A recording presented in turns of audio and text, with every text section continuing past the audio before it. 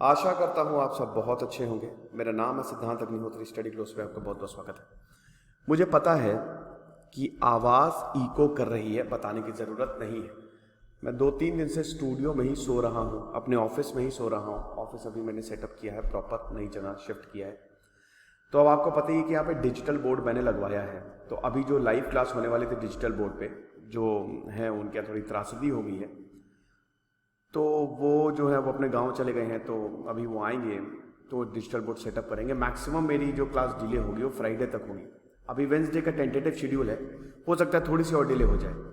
तो अभी आपको आवाज़ इको कर रही है, मुझे पता है। थोड़ा आपको इसमें कॉम्प्रोमाइज़ करना पड़ेगा क्योंकि मैं 2-3 दिन से अपने घर ही नहीं गया हूँ, काम तो करना है। तो फिलहाल हम नागालैंड का पूरे इशू के बारे में जानेंगे, शुरू से लेकर अंत तक कहा क्या हुआ है। कैपिटल है कोहिमा। तो अगर नागालैंड की बात करते हैं तो अभी आपको पता ही है कि आई एम सॉरी, जो रिसेंट किलिंग्स हुई हैं अनवांटेड आइडेंटिटी को लेकर, उस पर बहुत बवाल हो गया है। ठीक है ना। 7 लोग वापस आ रहे थे कोल माइन से काम करके, आर्मी को लगा इंसर्जेंट है, गोली चला दी। अब जब फिर वहां पे दंगा हुआ, बुरी हालत, तो फिर उसके बाद आर्मी ने सेल्फ डिफेंस में और गोली चला दी। तो टोटल 13 से ज्यादा लोगों की जान गई है। तो अब वहां पे बहुत मतलब एक तरीके से अनस्टेबल माहौल है। अब हम इस लेक्चर में बात करेंगे, पहली बात तो पहला पॉइंट है नागालैंड की हिस्ट्री, नागालैंड का इतिहास। ठीक है। दूसरा हम जो बात करने वाले हैं वो है आसपा की, बहुत ही इंपॉर्टेंट आसपा। तीसरा नागालैंड की पॉलिटिक्स। चौथा अभी जो हो रहा है वो कितना खतरनाक है। तो ये हम 4 चीजों की बात करेंगे। तो पहले हम नागालैंड के ही बारे में थोड़ा सा समझ लेते हैं। तो ये आपको पता ही है, ये है आपका प्यारा नागालैंड। 14 सिविलियंस मारे गए हैं वैसे, ठीक है ना। तो नागालैंड की बात करें तो ये भारत का एक राज्य है, लेकिन आप ये देख सकते हैं ना, ये नॉर्थ ईस्ट में है। पहले ये आसाम के साथ था, अरुणाचल प्रदेश से बॉर्डर शेयर करता है, ये मणिपुर से बॉर्डर शेयर करता है, ये आसाम से बॉर्डर शेयर करता है, ये म्यांमार से बॉर्डर शेयर करता है ये। ओके। इसकी कैपिटल है कोहिमा और इसकी जो लार्जेस्ट सिटी है वो है दीमापुर। आपने नाम सुना होगा। ज्यादा बड़ा स्टेट नहीं है, 17,000 स्क्वायर किलोमीटर का एरिया है और पॉपुलेशन अगर बात करें तो लगभग 20 लाख के करीब है। ठीक है ना। तो एक अच्छा खासा 2011 के सेंसस की बात करें तो लगभग 19 लाख के करीब पॉपुलेशन है। तो मतलब आप समझिए कि अच्छा खासा है भाई। नागालैंड जो है वो पॉपुलेशन के मामले में काफी ज्यादा है ना। तो ये चीज है। अब हो क्या रहा है कि यहां पे दिक्कतें नागालैंड में बहुत ज्यादा है। ठीक है।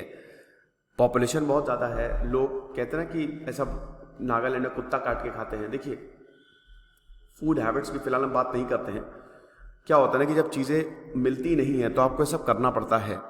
कोई भी नहीं चाहता कि ये सब करे, बट एनीवे 1 दिसंबर 1963 को इसको स्टेट बनाया गया था, इसको राज्य बनाया गया था, स्टेटहुड का दर्जा मिला।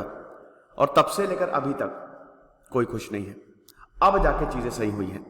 चीफ मिनिस्टर जो है वो है नीफ्यू राव, मतलब रियो है नाम है इनका, NEIPHURIO। ये NDPP की मेंबर है। ठीक है। बीजेपी और NDPP की सरकार है यहाँ पे। याथुंका पेंटोन जो है वो डिप्टी चीफ मिनिस्टर है। अगर विधानसभा की बात करें तो 60 सीटें हैं। ठीक है। लोकसभा राज्यसभा की बात करें तो एक सीट है। यही दिक्कत है।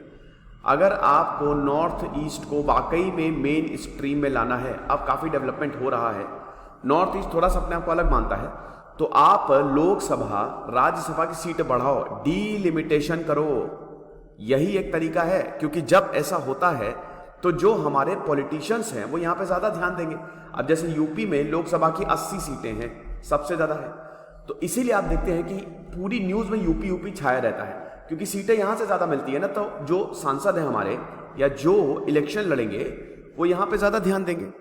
तो आप सीटें क्यों नहीं बढ़ा रहे हो नॉर्थ ईस्ट की? सबसे बड़ी बात तो ये, राइट। इंग्लिश यहां की ऑफिशियल लैंग्वेज है। लिटरेसी रेट यहां का 80% के करीब है। ओके, तो ये सारी चीजें, तो भारत का ये 16वां राज्य 16th स्टेट बना था, 16th स्टेट बना था 1963 में। ओके, और तब से लेकर अभी तक बड़ी दिक्कत है, यहां पे कॉन्फ्लिक्ट है।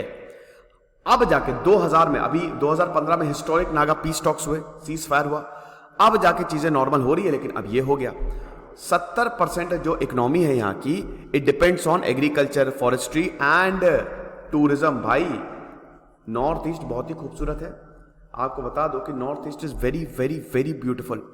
यहां पे कॉटेज इंडस्ट्री है, यहां पे रियल एस्टेट, इंश्योरेंस, यहां पे सेक्टर जो है वो लग रहा है, बहुत ही खूबसूरत है। फ्लोरा एंड फौना, पहाड़ियों एकदम रिच हिल्स के इसके बीच में आता है, नागा हिल्स आपको देखने को मिलेगी। पूरा नॉर्थ ईस्ट ही बहुत खूबसूरत है, टूरिज्म के लिए नॉर्थ ईस्ट को काफी ज्यादा आगे किया जा सकता है, बट वही है ना कि विल होनी चाहिए, पॉलिटिकल विल जिस दिन होगी मजा आ जाएगी। एनीवे, अब चीजें वैसे सुधर रही हैं। तो फिलहाल हम बात करते हैं नागालैंड की हिस्ट्री की। तो पहला, याद रखिएगा ये लेक्चर लंबा होगा, हो सकता है आवाज में थोड़ी सी प्रॉब्लम हो, वैसे आवाज तो आपको अब बहुत तेज आ रही होगी क्योंकि इको खाली कर रही है। तो पहले हम हिस्ट्री की बात करते हैं। देखो, नागालैंड के अगर इतिहास की बात करें तो भाई ये भारत का बहुत समय से पार्ट रहा है, ये तो मुझे बताने की ज़रूरत नहीं है। नागालैंड को यहाँ पे जो ब्रिटिश थे वो, क्योंकि ब्रिटिशर खाली अपना प्रॉफिट देखते थे, राइट। तो अगर एंशियंट हिस्ट्री की बात करें तो वो तो अभी अनक्लियर है। हालांकि यहाँ पे ट्राइब्स जो हैं वो माइग्रेट हुई और सेटलमेंट शुरू होता है। नागा जो लोग हैं, नागा पीपल कहते हैं ना, नागालैंड नागास का है जो कि यहाँ की ट्राइब है, वो 1228 से पहले ही, देखिए अहोम किंगडम था ना, पूरा नॉर्थ ईस्ट अहोम किंगडम के अंदर था, ठीक है, कामरूप डायनेस्टी, फिर अहोम किंगडम, तो 1228 से पहले ही यहां पे लोग सेटल हो गए थे। अच्छा, अब नागा आया कहां से है, दैट इज ऑल्सो अनक्लियर, ये चीज है। फिर उसके बाद काफी यहां पे सेटलमेंट होता है। ब्रिटिश इंडिया, जब ब्रिटिश ईस्ट इंडिया आई यहां पे 19th सेंचुरी में, तो ये बड़ा इनके लिए इंपॉर्टेंट रहा क्योंकि ये सीधा, it is the gateway of the east. Naga hills एक तो बहुत ही ज्यादा प्रॉफिटेबल थी और ये यहां से आप सीधा म्यांमार जा सकते थे और ब्रिटिश के पास म्यांमार भी था। तो एक तरीके से ब्रिटिश ने यहां पे पूरा अपना आधिपत्य जमाया और नागा हिल्स पे अपना कब्जा किया। काफी ज्यादा कॉन्फ्लिक्ट भी हुए, दिक्कतें बहुत ज्यादा हुई। 1851 में बैटल ऑफ किकरुमा लड़ी गई थी, जहां पे जो किकरुमा जो नागा ट्राइब है ना, आज ब्रिटिश की तरफ से भी लोग मरे और यहां से भी लोग मरे, बड़ी मुश्किल था। लेकिन अल्टीमेटली हमें देखते हैं कि नागास को इन्वेड करना शुरू किया ब्रिटिशर, है ना, और 1851 से लेकर 1865 तक नागा ट्राइब ब्रिटिश को भी रेड करते थे। आसाम में ब्रिटिश था ना, तो वो भी रेड करते थे। लेकिन 1857 के बाद, 1857 के बाद जब ब्रिटिश गवर्नमेंट आ गई और ईस्ट इंडिया कंपनी गई, तो इनके पास पूरा, हमें देखते हैं कि नागालैंड जो है वो एक तरीके से इनके पास चला गया। ओके, 1880 से लेकर 1922 तक ब्रिटिश एडमिनिस्ट्रेशन ने नागा हिल्स को और ज्यादा कंसोलिडेट किया। अब यहां से ही जो है वो दिक्कत शुरू होती है, ठीक है। तो इशू ऑफ नागा इंसर्जेंसी, ये डेट बैक करता है 1881 से, 1881 से, है ना, जब नागा 1881 में ब्रिटिश इंडिया का पार्ट बना। तो यहां के लोगों ने बोला कि ऐसा तो हम नहीं करेंगे, हम बिल्कुल नहीं करेंगे। Naga hills, basically Naga hills, और हम यहां पे आखिरी दम तक लड़ाई करेंगे। 1918 तक ये रहा कि जितनी भी ट्राइब्स हैं उनको साथ में लेके आओ, और अल्टीमेटली 1918 में सारी की सारी नागा ट्राइब साथ में आई और नागा क्लब की स्थापना होती है। आप समझ रहे हो, नागा क्लब। इशू यही था कि हमको आजादी चाहिए, हम भाई जो पहले हमारे पास ताकत थी ना वो हमको चाहिए। फिर 1929 में आपको पता ही है साइमन कमीशन आता है। 1929 में साइमन कमीशन नागा क्लब को सीधा ये नागा क्लब साइमन कमीशन को हमको ये बोलता है, क्योंकि इसमें यही देखिए, अगर नागास की बात करें तो साइमन कमीशन की सीधा सीधा यही मांग थी ना कि भाई देखो, हम तुमको ऑटोनॉमी देंगे लेकिन आधिपत्य हमारा रहेगा, मतलब कंट्रोल हमारा रहेगा। ऊपर से फिर वही है कि भारत को नई सरकार देने के लिए साइमन कमीशन आया था, नागाओं ने इसको रिजेक्ट कर दिया। नागाओं ने बोला देखो भाई, हमको कुछ नहीं चाहिए, हमको अकेला छोड़ दो, हम बहुत पुराने समय से अपनी किस्मत खुद लिखते आ रहे हैं और अभी भी हम अपनी किस्मत खुद लिखेंगे। चीजें चलती रहती हैं। 1946 आता है, यह बहुत ही इंपॉर्टेंट है क्योंकि नागा नेशनल काउंसिल का उदय होता है 1946 में, 1946 में। अब यहां पे जो लीडर हैं, ध्यान दीजिएगा, जो लीडर का नाम है वो है अंगामी जापू फीजो। बहुत ही इंपॉर्टेंट। 15 अगस्त देखिए 1946 को कैबिनेट मिशन प्लान आया।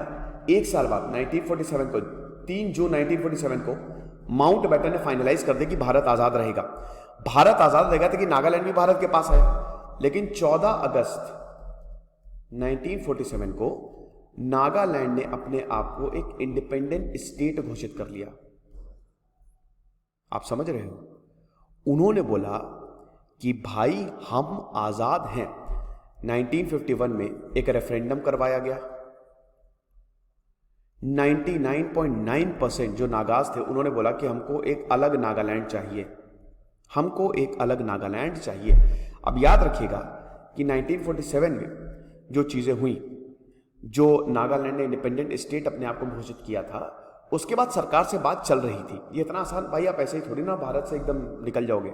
आर्टिकल 2 और आर्टिकल 3 में ये है ना कि हम भारत जो है वो नया राज्य जो है वो उसकी स्थापना कर सकता है, लेकिन आप ऐसे ही थोड़ी ना भारत से अलग हो जाओगे। ये बहुत मुश्किल है आपके लिए। 1952 मार्च 1952 ने फीजो ने बनाया नागा फेडरल गवर्नमेंट और नागा फेडरल आर्मी। अब आप देख सकते हो ना, इन्होंने अपनी आर्मी बना ली है। बस भारत सरकार का दिमाग खराब हो गया। इंसर्जेंसी बहुत ज्यादा बढ़ गई थी। 1952 से लेकर 58 तक यहां पे इंसर्जेंसी बहुत ज्यादा रही। लोगों ने बोला कि लड़के लेंगे आजादी, मर के लेंगे आजादी। Armed force special power act आसपा लगा दिया गया 1958 तक। अभी इस आसपा की अभी हम बात करेंगे, ये सेकंड हमारा टॉपिक होगा, ठीक है? इसकी अभी हम बात करेंगे थोड़ी देर में। उसके बाद आर्मी का पूरा कंट्रोल आ गया। अब आपको पता है जब आर्मी का कंट्रोल आएगा तो आर्मी तो बैंड बजा देगी। यही हुआ 1975 में। अब इसी दौरान याद रखिएगा कि 1963 को, इसी दौरान 1963 में हम ये देखते हैं कि नागालैंड को भारत का 16वां राज्य बना दिया गया। 1975 में सरकार ने हिस्टोरिक शिलोंग अकॉर्ड साइन किए। बातें चल रही थी, इंसर्जेंसी समय बहुत ज्यादा थी, पूरे नॉर्थ ईस्ट में इंसर्जेंसी थी। अब एनएनसी और एनएफजी ने यह बोला, सरकार की बात मान गए कि ठीक है, we are ready to give up arms, हम हथियार डाल देंगे। तो 140 मेंबर्स थे, ध्यान दीजिएगा, 140 मेंबर्स थे, लेड बाई थुइंगालेंग मुइवा। उन्होंने बोला कि भाई देखो, तुम सरकार के पास चले गए लेकिन हम नहीं जाएंगे, we don't accept Shillong accord. और अब नागालैंड एनएनसी से ये स्प्लिट हो गए और उन्होंने बना लिया Nagaland socialist council of, national socialist council of Nagaland. इसकी स्थापना होती है 1980 में, 1980 में। आप समझे क्या हुआ? यह हुआ कि एनएनसी एग्री कर गई। एनएनसी ने बोला कि ठीक है, शिलोंग अकॉर्ड साइन हुए तो हम जो है 1975 में शिलोंग अकॉर्ड कि हम जो है हम we are ready to give up arms, ठीक है, हम सरकार के खिलाफ आवाज नहीं उठाएंगे, बदले में आप हमको राइट्स दे दो। सरकार मान गई। लेकिन इसका एक तबका, थुइलोंग मुइवा जो लीडर थे, उन्होंने बोला हम इसको नहीं मानते और इन्होंने बना लिया अलग NSCN, national socialist council of Nagaland, 1980। ठीक है, तो ये चीज है। अब मुइवा के साथ इसाक चीसी और एसएस खपलांग भी साथ में थे, ये दोनों भी साथ में थे। बाद में 1988 में 8 साल बाद ही एनएससीएन आईएम और एनएससीएन के स्प्लिट हो गया। आप समझ रहे हो? एनएससीएन जो मुइवा ने बनाया था ये, और जो खपलांग जो लीडर थे, वो स्प्लिट, दोनों अलग अलग रास्ते पे चले गए, दोनों में वैचारिक मतभेद हो गए। अब एनएनसी जो है, जो सबसे पहले बनी थी, ये खत्म हो गई, ठीक है। फीजो जो है वो 1991 में लंदन में मर गए, उनका देहांत हो गया। एनएससीएन आईएम जो है, उनको मदर ऑफ ऑल इंसर्जेंसीज बोला जाने लगा। देखिए, एनएससीएन खपलांग जो था वो चाह रहा था कि भाई देखो चीजों को थोड़ी सही कर दे। एनएससीएन आईएम इसके लिए रेडी नहीं था, राइट। तो ये सब है। मैंने शायद थोड़ा सा उल्टा बोल दिया दोस्तों। NSCN-IM जो है वो ज़्यादा, वो देखिए NSCN-IM जो है जो अरे यार क्या मैं नाम ही भूल जाता हूँ यार, पता नहीं क्या इतनी सारी चीज़ें रहती हैं। तो NSCN-IM जो है थुइलांग मुइवा का ग्रुप, वो इस समय सबसे बड़ी ऑर्गेनाइजेशन है, याद रखिएगा। NSCN खपलांग थोड़ा सा ज़्यादा कट्टर था, लेकिन अब NSCN खपलांग इतना बड़ा बन नहीं पाया, स्प्लिट हुए, तो ये धीमे धीमे जो है वो खत्म हो गया। 1997 में फाइनली NSCN-IM और उसके बाद फिर भारत सरकार ने यही है कि एक सीज फायर एग्रीमेंट जो है वो साइन किया, और तब से लेकर अभी तक 80 बार बातें हो चुकी हैं, 80 बार। अब जाके सीज फायर एग्रीमेंट जो है वो साइन किया गया है। लेकिन आपको बता देता हूं कि 2015 में जब मोदी सरकार आई तो एक हिस्टोरिक तस्वीर सामने आई। PM मोदी जी और थुइलांग मुइवा, इनकी तस्वीरें दोनों हाथ में हाथ डाल के चल रहे हैं दोस्तों। वो इतनी शानदार तस्वीर थी, कसम से बता रहे कि बहुत ही बेहतरीन, ठीक है। लेकिन उसके बाद फिर 2016 में मुइवा की डेथ हो गई, फिर उसके बाद खपलांग की भी 2017 में डेथ हो गई। अभी करंट सिनारियो यही है कि पीस टॉक्स है। अभी नागालैंड में सब कुछ बढ़िया है, लोग जाते हैं, घूमते हैं, ऐसा कोई ऐसी बड़ी इंसर्जेंसी नहीं होती है, एवरीथिंग इज गुड, और एक टूरिस्ट स्पॉट है, और धीमे धीमे भारत से इंटीग्रेट क्या, वैसे तो भारत का हिस्सा है, उन्होंने अपने संविधान को मारा है। मतलब शिलोंग अकॉर्ड में यही था ना कि आप हमारे संविधान को मानोगे, है ना। अच्छा, अब इनकी डिमांड ये रही है कि देखिए हम आपके साथ रहेंगे, लेकिन हमारा अपना संविधान होगा और हमारा अपना फ्लैग होगा। तो ये तो नामुमकिन है, भारत सरकार कभी इसको मानेगी नहीं, ठीक है ना। तो ये सारी चीजें हैं। तो अभी फिलहाल ये है कि देखिए पीस टॉक्स तो चली रही हैं, 80 राउंड्स ऑफ टॉक्स, और अभी भी डिफरेंट मिनिस्ट्रीज के अंडर जो है वो इनिशिएटिव्स लिए जा चुके हैं, और अब सीज फायर एग्रीमेंट भी साइन हो गया है। लेकिन बात बेटा ये है ना कि इस तरीके का जो इवेंट होता है वो प्रॉब्लमेटिक वो प्रॉब्लम्स क्रिएट करता है। किस तरीके का इवेंट? ये किलिंग्स वाला। सब कुछ बढ़िया था, लेकिन ये खतरनाक हो गया। ये आपने इतिहास देख लिया, ठीक है, नागालैंड का। अब हम दूसरी बात करते हैं आसपा की। Okay, armed forces special powers act आसपा। तो ये 1958 में नागालैंड में लगाया गया था।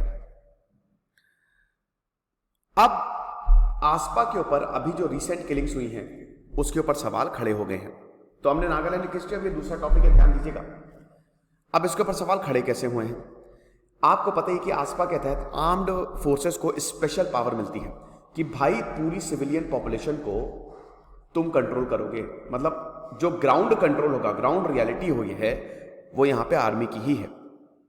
ओके, तो चीफ मिनिस्टर नीफ्यू राव ने कल ही बोला है कि अब आप यहां से आसपा प्लीज हटा दीजिए। 1958 से अभी तक लगा हुआ है भाई, अब आप यहां से हटा दीजिए, क्योंकि देखिए ये जो लॉ है, it is a black spot, ये काला धब्बा है देश पे, खतरनाक है ये।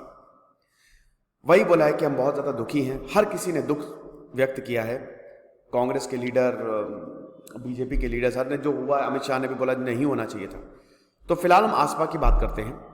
देखिए जो डिस्टर्ब्ड एरियाज हैं, हर जगह आसपा लगाया गया। नॉर्थ ईस्ट में तो पूरा का पूरा अलग अलग जगह पे आसपा लगाया, फिर हटाया, फिर लगाया। तो वहां पे फोर्सेस को पूरी पावर दी जाती है जहां पे डेंजरस कंडीशन है। अब इसमें आर्म्ड फोर्सेस के पास इतनी ताकत है कि वो किसी पे गोली भी चला सकती है और उनके ऊपर कार्रवाई नहीं होगी। ये they can enter and search without warrant, किसी भी इंसान को अरेस्ट कर सकते हैं, ये चीज है। और इनको इम्यूनिटी मिलती है, इनके ऊपर मुकदमा नहीं चल सकता। अब इसके दो चीजें हैं। एक एडवांटेज ये है भाई, देखो ये डिस्टर्ब्ड एरियाज हैं, आप समझो ये डिस्टर्ब्ड एरिया है। अब अगर हम इन पे ध्यान नहीं देंगे तो ये तो फिर बैंड बजा देंगे, किलिंग्स होंगी। हमने देखा था कश्मीर में क्या हुआ, किलिंग्स होंगी, और ये बोरिया बिस्तर बांध के अपने आप को आजाद करा लेंगे। तो इससे बचाएगी हमारी आर्मी। तो पीस को मेंटेन करने के लिए तो आर्मी बचाएगी ना। अब जब आर्मी बचाएगी तो भाई उसमें कई बार वो क्या करेगी, वो जो इंसर्जेंट है उनको तो मारेगी मारेगी, उनके पास और क्या रास्ता रहता है, वरना तो देश से अलग हो जाएंगे ना। ये एंटी नेशनल है, ये एक्चुअली एंटी नेशनल हैं, जो देश से अलग तोड़ने की बात करते हैं। दूसरी बात यह है कि भाई इनकी डिमांड्स भी वाजिब होती है, कई बार इनकी डिमांड्स वाजिब होती है, और कई बार आर्मी भी जो है वो अब जैसे अब अभी नागालैंड में हुआ, अब मिस्टेकन आइडेंटिटी पे वो भाई बेचारे वो 6-7 लोग लौट रहे थे, उनको लगा, आर्मी को लगा इंसर्जेंट है, गोली चला दी। तो कई बार ये भी डिस्टर्बेंस हो जाता है ना।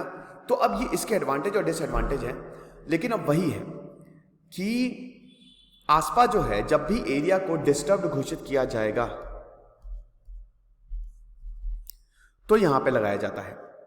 अगर वो एरिया डिस्टर्ब्ड है तो आसपा जो है वो लगा दिया जाता है। तो सेक्शन 3 है, सेक्शन 3 ऑफ आसपा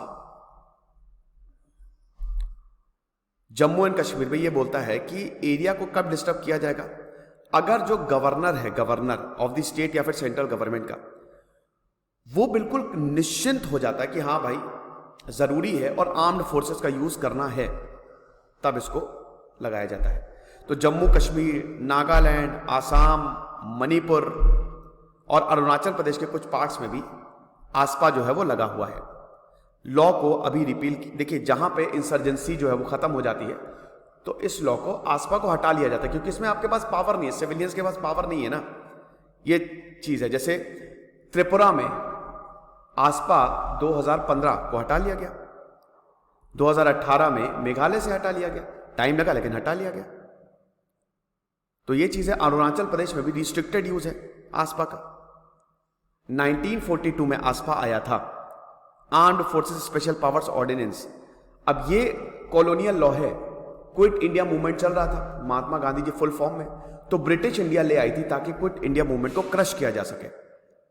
भारत ने 11 सितंबर, जब इंसर्जेंसी हर जगह दिख रही थी, 1958 को इसको इंप्लीमेंट किया, right. So it was implemented on 1958 and was first implemented in the north east and then in Punjab, it was actually, right. So north east में इसको सबसे पहले किया एंड देन पंजाब में। अब उस समय गोविंद बल्लभ पंत थे होम मिनिस्टर, अब उन्होंने यही बोला था कि देखो ये लॉ की जरूरत है, सिंपल मेजर है ताकि हम नागास को कंट्रोल कर सकें, ठीक है। तो हर कोई इसको सपोर्ट कर रहा था। अब अगला पॉइंट है, ये लॉ इतना कंट्रोवर्शियल क्यों है? लॉ, देखो इसको एक ड्रैकोनियन एक्ट बोला गया है। देखिए कोई भी पावर, कोई भी ऐसा लॉ जो सिविल राइट्स को, हमारे राइट्स को कर्टेल करे, उसको हम ड्रैकोनियन ही बोलेंगे, ठीक है, कि हम भाई इसको समझ नहीं पाते हैं। तो कई बार आर्म्ड फोर्सेस, उनके पास इतनी पावर है कि वो गोली भी मार सकती है, बिल्डिंग को डिस्ट्रॉय कर सकती है, टैंक ले जा सकती है, खाली सस्पिशंस पे। कई बार आर्मी पे भी आरोप की, कुछ देखिए हमारी आर्मी दुनिया की सबसे डिसिप्लिन आदमी है, लेकिन कुछ लोग हर जगह ही थोड़े से वैसे होते हैं, तो कई बार उन पे भी इल्जाम लगते हैं, ऐसा नहीं है। जीवन रेड्डी कमेटी 2004 में बैठी थी, उन्होंने बोला था कि भाई इसको रिपील कर दो, इस लॉ को। ये एक्ट जो it's a symbol of hate operation and high handedness. अच्छा, लोगों का क्या आसपा के लिए कहना है? आयरन शर्मिला आपको पता ही है ना, जिनको आयरन लेडी बोला जाता है, 16 साल ये भूख हड़ताल पे थी अगेंस्ट आसपा, इन्होंने खाना नहीं खाया, समझिए। 28 साल की थी ये, 2000 में 10 सिविलियंस को मार दिया गया था, आसाम राइफल्स। अभी भी जो सिविलियंस को मारा गया वो भी आसाम राइफल्स नहीं किया है, तो 10 सिविलियंस को मारा गया था इम्फाल के तुलिहाल एयरपोर्ट पे। तब से आयरन शर्मिला है वो भूख हड़ताल पे है, जिसको मैलोम मैसाकर भी बोला जाता है, ये चीज। और फाइनली हमें देखते कि इम्फाल से आसपा हटाया गया 2004 में, तो लोग बिल्कुल भी इसको पसंद नहीं करते हैं। 15 जुलाई को 2004 में 30 मणिपुरी औरतों ने नेकेड, दे मार्च नेकेड, और बैनर ये था कि इंडियन आर्मी रेप अस। अब ये जो इंसिडेंट था, it led to wide spread protest, बहुत ज्यादा प्रोटेस्ट हुए मणिपुर में और पूरे इंडिया में। 15 जुलाई की बात है ये, कि ये था कि इंडियन आर्मी रेप अस। और 24 जुलाई को जो 5 यंग ट्राइड आदमी हैं, उन्होंने अपने आप को जलाने की कोशिश की। तो अब उसके बाद काफी बवाल हुआ, तो लोग बिल्कुल भी आसपा को पसंद नहीं करते हैं। सुप्रीम कोर्ट ने क्या कहा है आसपा के लिए? 2016 में सुप्रीम कोर्ट ने यही बोला था कि भाई देखो, जो आप आसपा लगातार लगाते जा रहे हो ना कहीं पे भी, ये सही नहीं है।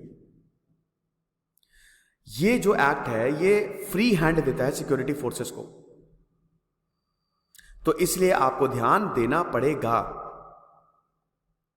ये चीज है। फिर उसके बाद काफी फेक एनकाउंटर्स के केस थे, उसको भी इन्वेस्टिगेट करो। तो बेसिकली नो वन लाइक्स आसपा, लेकिन ये जरूरी भी कई बार हो जाता है क्योंकि हमको कंट्रोल करना पड़ता है, ये चीज है।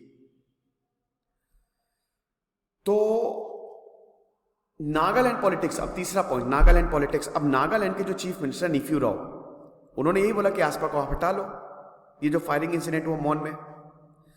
अब जो ऑपोजिशन है, नागा पीपल फ्रंट, ये नागालैंड की ओल्डेस्ट पार्टी है, इन्होंने रियो से बात की, इनकी जो नेशनल डेमोक्रेटिक प्रोग्रेसिव पार्टी है, उन्होंने बोला कि चलो हम दोनों मिल जाते हैं और एक ऑल पार्टी अलायंस बना देते हैं।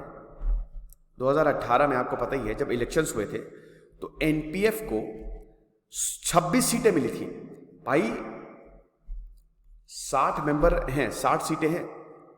तो यहां पे जो एनपीएफ है, जो ऑपोजिशन पार्टी है, उसको मिली थी 26 सीटें और रियो की पार्टी को मिली थी एनडीडीएफ को 18 सीटें। लेकिन बीजेपी को सीटें मिली थी ना, बीजेपी को 12 सीटें मिली थी, तो 18 + 12 हो गई 30। तो बीजेपी ने एनडीडीपी के साथ अलायंस बना के नागालैंड में सरकार बनाई, ये चीज है। तो इसी से ही निफ्यू रियो जो है वो नागालैंड के चीफ मिनिस्टर बने और तीसरी बार ये बीजेपी का सपोर्ट मिला है और 2 निर्दलीय थे, 2 इंडिपेंडेंट कैंडिडेट्स थे। लेकिन अभी यहां पे ऑपोजिशन पार्टी बोल रही है कि हम आके सरकार बना लेते हैं, आ जाओ। कांग्रेस का भी प्रेजेंस है स्टेट में, आपको बता दूं, ऐसा नहीं है। तो अब यहां पे पॉलिटिक्स भी चेंज हो सकती है बेटा, ये भी समझिए। रीजन क्या है जो एनडीडीपी और एनपीएफ है, वो रीजन यही दिया गया है कि भाई देखो, पीस की तरफ हमको जाना है और अगर हम लोग साथ आ जाते हैं तो हम ज्यादा अच्छे से काम जो है वो कर पाएंगे। पॉलिटिकल एनालिस्ट का ये बोलना है कि देखिए, जितनी भी नागा पार्टीज हैं वो चाहते हैं कि नई सरकार आए, बिल्कुल। तो हम आने वाले समय में देख सकते हैं कि एक यूनिफाइड ग्रुप बने, पॉलिटिकल जितनी भी अपोजिशन पार्टीज है उनका एक यूनिफाइड ग्रुप बने। साथ ही साथ नागालैंड में यह भी बोला जाता है कि एक सेकेंड हाउस दो हमको, जिसमें 16 इंडिजीनियस ट्राइब्स जो नागालैंड की है उनके रिप्रेजेंटेटिव हो, ये चीज है। तो नागालैंड की पॉलिटिक्स भी अब बदलने लगी है। आखिरी सवाल, किलिंग्स का इंपैक्ट क्या होगा? 14 लोग जो मारे गए हैं, it's a black day for Nagas.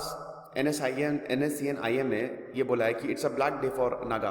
और अभी मैंने बताया ना कि NSCN-IM जो है वो की नेगोशिएटिंग ग्रुप रहा है, ये पैरेलल गवर्नमेंट चलाते हैं। एक्चुअली में इन्हीं के पास ही है सारी की सारी ताकत, ये चीज है। तो अब वही है कि अभी भी नागा टॉक्स जो है वो चली ही रही हैं। यहां पे नागास का ये बोलना है, NSCN-IM का ये बोलना है कि देखिए सब चीजें फाइनलाइज हो ही गई हैं, लेकिन 2 चीजें हमको चाहिए। हमको अपना अलग झंडा चाहिए और हमको अपना अलग संविधान चाहिए। सरकार इसको रिजेक्ट कर रही है। अब नागा NSCN बोल रहे हैं कि अगर जब तक हमको ये दोनों नहीं दोगे तब तक बात आगे बढ़ेगी ही नहीं। सेंटर बोल रही कि हम उनको कैसे दे सकते हैं? ठीक है, हम आपको दे सकते हैं, हम आपको आपका कल्चरल फ्लैग दे सकते हैं, आप अपना कल्चरल फ्लैग लगा लो। नेशनल फ्लैग हम कैसे दे सकते हैं? ये तो एक वो हो गया ना कि भारत के अंदर एक अलग ही देश चल रहा है, खतरनाक हो जाएगा।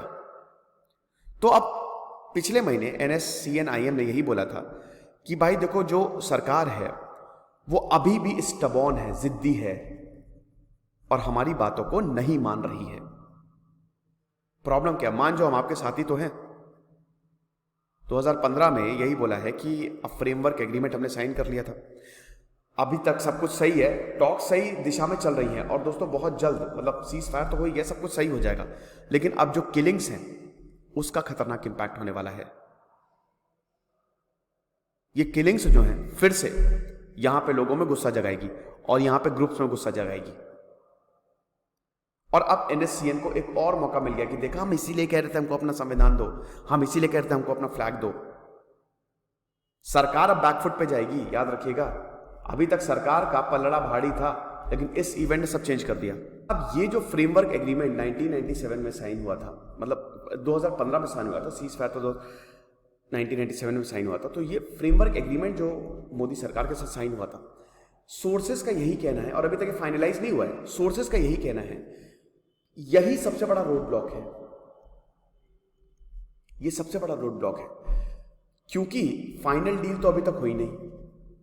अब इसमें क्या है ना, जो वर्डिंग्स है, जो लिखा गया है, वो इतना वेग है, इतना अनक्लियर है कि दोनों ही साइड, इंडियन गवर्नमेंट और नागालैंड NSCN, अपने हिसाब से इसको इंटरप्रेट कर रहे हैं। जैसे जो NSCN IM है, वो इस फ्रेमवर्क एग्रीमेंट का हवाला देता है और कहता है कि देखो, भारत सरकार ने ये बात मान ली है कि हमारा अपना संविधान होगा और हमारा अपना फ्लैग होगा, तो हम दो इंडिपेंडेंट एंटिटी की तरह काम कर सकते हैं।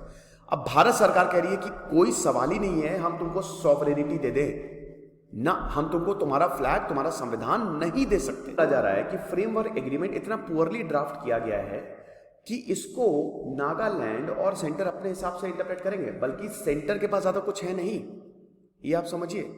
अब जैसे यूनिक हिस्ट्री हो गया, पोजीशन हो गया, सॉवरेनिटी हो गया, ये लोगों के साथ है, अलग अलग इंटरप्रिटेशन है।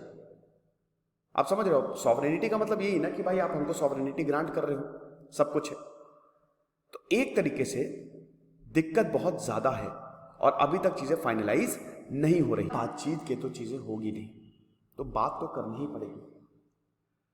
तो फिलहाल ये लेक्चर था, आई होप आपको चीजें समझ में आ गई हैं। और देखिए, मैं मैक्सिमम फ्राइडे तक लाइव क्लास को एक्सटेंड करूंगा, तब तक हो जाएगी। अभी वेंसडे है टेंटेटिव डेट, लेकिन वही है कि जब वो आएंगे स्टूडियो सेटअप करने, मैं तभी कर पाऊंगा।